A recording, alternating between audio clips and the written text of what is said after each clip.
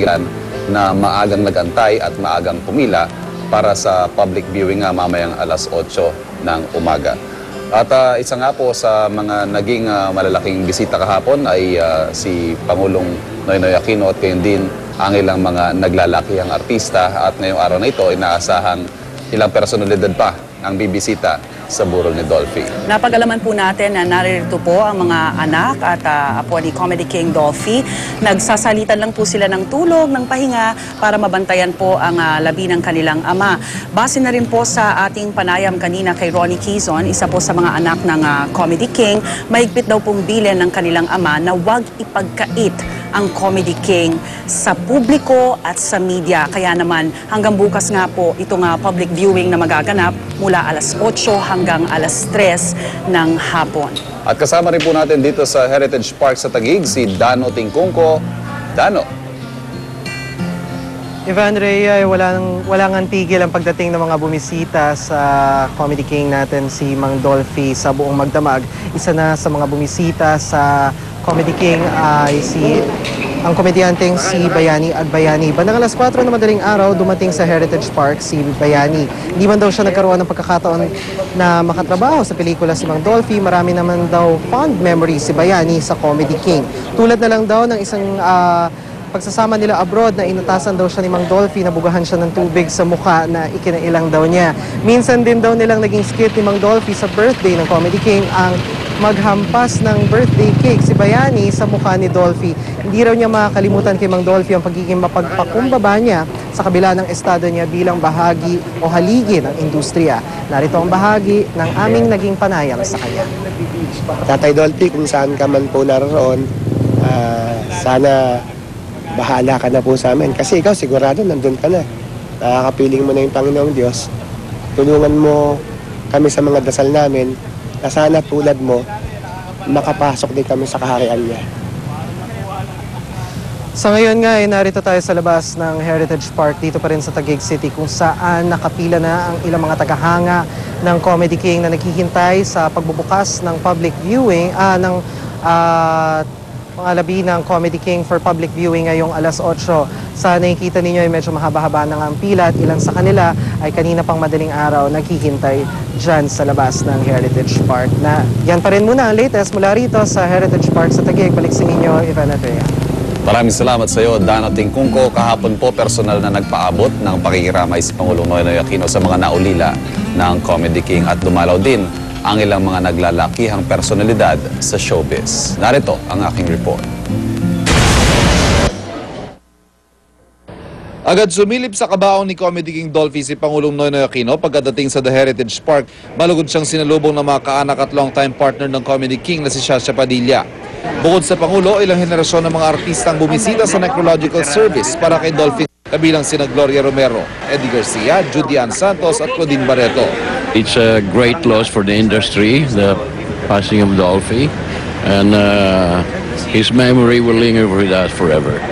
Ang mga komedyanteng sina Ogie Alcacid at Michael V, sinabing tinitingala at iniidolo nila ang galing at estilo ni Dolphy sa magpapatawa. We can only hope na maabot namin siguro kahit kalahati nung na-achieve niya, okay na sa amin. Lahat ng comedians sa kanya kinukuha yung style, no? Yung bawa, yung magbabakla-bakla, o di kaya naman yung magiging babae, bis babae. Yung mga simpleng ganon, kay Dolphy galing lahat yun eh. So, syempre, ginagaya namin. At hindi man pumasok sa politika, ilang personalidad din na inendorso niya ang nakiramay. Mahal talaga niya yung may hirap din. At yan din parati niya kinikwento sa akin. Yung kanyang pinagdaanan at yung pagmamahal niya sa mga may hirap. Bago nito, may ilang maagang dumalaw sa burol. Kabilang sa kanila si dating First Lady at ngayon Ilocos Norte Congresswoman Imelda Marcos, pati na si dating Zamboanga del Norte Representative Romeo Halos-Hos. Well, we just want to pray, just see and pray beside his coffin and to thank him for whatever he had done in his world. For us, he'd done a lot. When I was in prison, Dolphy visited me. Nakiramay rin ang komedyanteng si Jimmy Santos, ang may-ari ng Sampaguita Pictures sa si Marichu Vera Perez Maceda at aktor na si Bembol Rocco. Dumalaw na rin dito si Senador Lito Lapid na nakasama ni Dolphy sa mga pelikulang The Best in the West 1 at 2. Pagdating sa camera, lagi akong nate-take 2, nate-take 3 dahil kasi natatawa talaga ako dahil wala sa rehearsal yun eh. Nung araw pa kasi extra lang ako, kasama ko na yan eh. Tsaka yun nga, idol ko siya, pakabait niya, lalo sa mga pamilya niya. Para sa Unang Balita, Ivan Mayrina reporting. Maraming salamat, Rhea at Ivan. Samantala makakausap natin live, dito naman po sa studio si Manny Boy Quizon, ang panganay na anak ni Dolphy. Manny Boy, good morning. Good morning sa inyo. Okay, unang-una, nakikiramay kami, no? At syempre, yung iba sa mga nanonood ngayon na hindi pa nakakarating doon, pwede mo malaman anong pa plano doon sa libing sa linggo? May mga detalyado na ba kayo na pag-usapang magkakapatid? Ako wala pa talagang alam doon sa tungkol sa Sunday. Pero I know merong may mass. And then hindi ko pa alam talagang programa nila sa linggo. So actually pagkagaling pa doon sa hospital, pagdating niya sa Heritage, gumawa na sila Eric ng programa from day 1 hanggang sa libing niya. So yung mga detalye medyo wala pa akong alam. Pero ikaw bilang panganay, sabi mo mabigat yata yung responsibilidad na iiwan sa'yo. Ikaw daw ang papalit na tatay. Tama ba? Siguro hindi yung talagang as in talagang tatay. I mean, aalagaan mo na bilang naiiwang kapatid. Bilang pinakapanganay, yung suporta ko, tsaka yung pag-alalay sa kanila, tsaka yung anytime na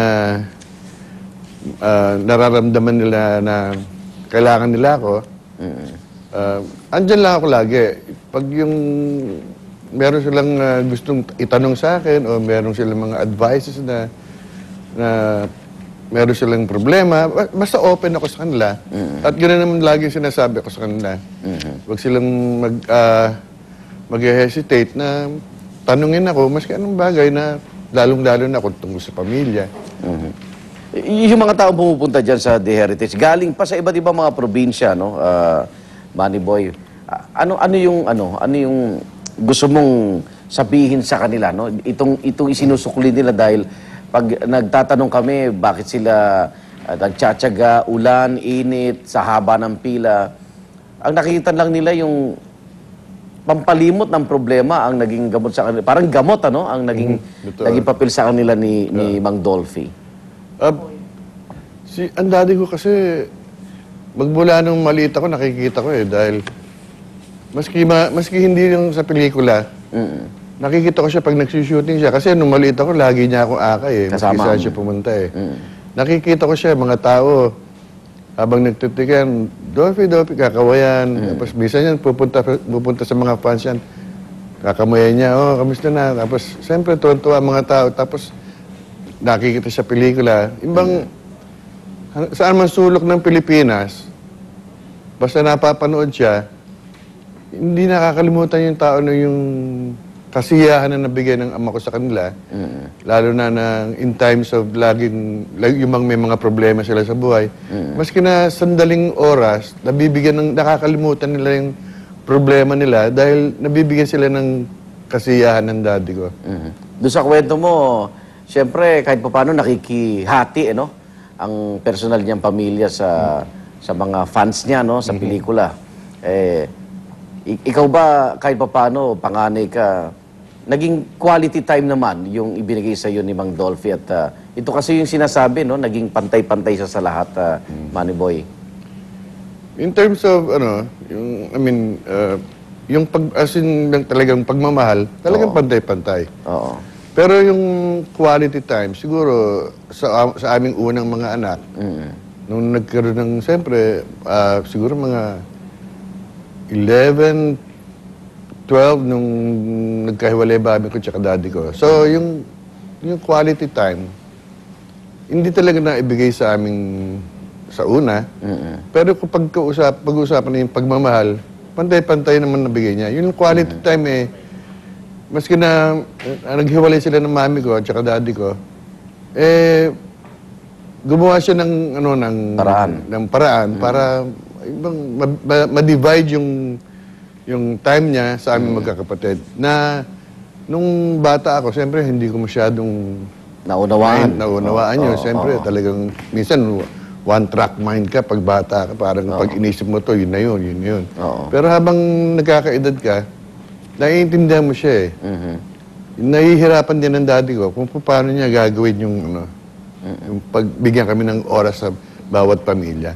Na nagawa niya ng paraan. Na he sees to it na lalo-lalo na pag may mga okasyon, Pasko, Bagong Taon, i-divide niya yung oras niya para malagari niya lahat yung mga pamilya niya hanggang sa pinakahuli yung sa pagpasko at Bagong Taon, kami ang pinakahuli kasi sa amin nakatira yung parents niya, si Mamang tsaka si Papang. Okay. So sa amin yung huling-huli. Anong pinaka namimiss mo? Ano ba tawag mo kay Dolphy? Daddy?